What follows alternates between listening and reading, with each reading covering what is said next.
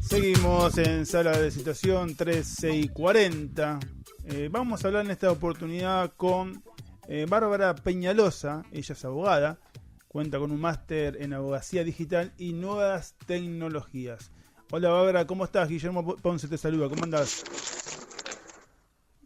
Bárbara, ¿me escuchás ahí? Sí, buen día. ¿Cómo estás, Bárbara? Gracias por atendernos. No, un gusto. Gracias a ustedes por la invitación. Por favor. Bárbara, hace poquito leíamos, por ejemplo, en Mendoza, se conoció una noticia que decía que una empresaria había sido condenada por injuriar a un rockero de esa provincia. Lo había tratado de machista, misógino y pedófilo a través de las redes sociales y la justicia la condenó a la mujer. Entonces, por eso te convocamos. Queremos saber qué consecuencias tenemos cuando publicamos, por ejemplo, en redes y acusamos a alguien de ser estafador, abusador, por mencionar a un ejemplo. ¿Qué consecuencias tenemos? Bueno, el caso que mencionas es un ejemplo de esas consecuencias. Lo que se conoce comúnmente como el escrache, que algunas personas deciden realizarlo en sus redes sociales, tiene justamente la característica de ser en ocasiones un delito, ¿sí? Un delito penal, como puede ser el delito de injurias, que es más amplio, o el delito de calumnias, que es más específico, porque en la calumnia lo que se hace es la falsa imputación de un delito de instancia pública. Esa es una de las consecuencias desde el punto de vista penal, digamos.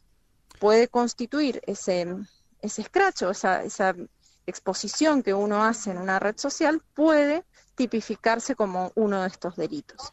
Claro, Y también tiene sí, consecuencias civiles, que en este caso esas consecuencias también fueron solicitadas, porque más allá de que uno decida o no iniciar una querella penal y que se establezca una condena penal posteriormente por el delito, también puede reclamar lo que son los daños y perjuicios que esa publicación o esa exposición supone para derechos personalísimos de la persona que se está viendo allí expuesta, así como puede ser el derecho a la imagen, al buen nombre, a la reputación, al honor, a la identidad. Y este tipo de scratches son cada vez más habituales. A mí me da la sensación de que estos scratches está vinculado como a una sensación de justicia social, ¿no? Porque todos los condenamos sin necesidad de ir a la justicia. Claro, realmente sí, se van recrudeciendo las publicaciones y ya no, muchas personas deciden no solo quedarse en ese escrache cometiendo este delito de injurias o calumnias, sino que van más allá como es el caso de este ejemplo que vos ponías de este caso en concreto, se realizan denuncias falsas también, que eso también es un delito y es un delito grave. Es otra modalidad que también se advierte, como en este caso, ¿sí?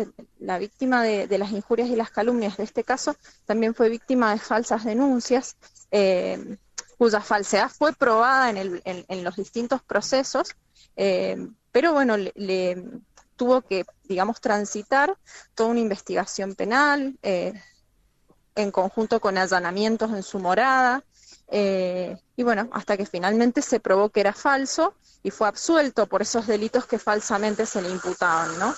Claro. Y lo que son los scratches, sí, realmente se recrudecen y como vos mencionás, es una nueva forma que se ha encontrado de justicia por mano propia. Y bueno, la justicia por mano propia en un Estado de Derecho es inaceptable realmente. Y cuando las publicaciones, estos scratches son masivos y a veces incontrolables, y de hecho sé que hay muchos perfiles falsos, ¿no?, que se crean, ¿qué hay que accionar directamente contra las redes sociales? Bueno, siempre, te digo, hay que ver el caso concreto, ¿no? Dependiendo el caso y el tiempo que lleve de exposición, porque hay casos en donde solo hay una sola publicación y hay casos en donde periódicamente quien ataca o quien acosa realiza publicaciones. Claro. Se puede ir contra la persona que realiza las publicaciones y es lo ideal, ¿sí? ¿Por qué? Porque yo puedo pedirle a la red social que elimine un contenido, pero la persona que los está generando va a seguir generándolos. Entonces, en ocasiones lo ideal es ir directamente contra quien genera esas publicaciones. Ahora, ¿qué ocurre? Muchas veces intentan hacer estos scratches o esta justicia por mano propia desde el anonimato. Entonces ahí se complica a veces dar con quién es el que está realizando. Si bien no es imposible, y de hecho acá en Mendoza he llevado distintos casos en donde con la colaboración de las plataformas hemos podido dar con el autor de estos delitos, ¿no? Claro. Pero bueno, y si no, sí se puede reclamar a las distintas redes sociales, pero eso es más complejo porque, bueno, está en juego la libertad de expresión y esto debe ventilarse en un proceso judicial también. Entonces, Bárbara, para pasar en limpio, si yo veo una publicación de alguien acusando a tal persona de algún delito, y yo comparto, como uno ve esas publicaciones y uno ve que hay, no sé, compartidas cientos de veces, ¿qué responsabilidad tengo si yo comparto esa publicación? Bueno, también ese compartir o ese me gusta podría configurar también ese delito de calumnias e injurias, porque la reproducción del delito, de la publicación, si se dan ciertas características, tipifica el delito. Por eso lo ideal es frenar. Y en ocasiones, y he tenido casos así, a veces la publicación en sí misma no causa tanto daño como el compartir que dio un usuario en particular.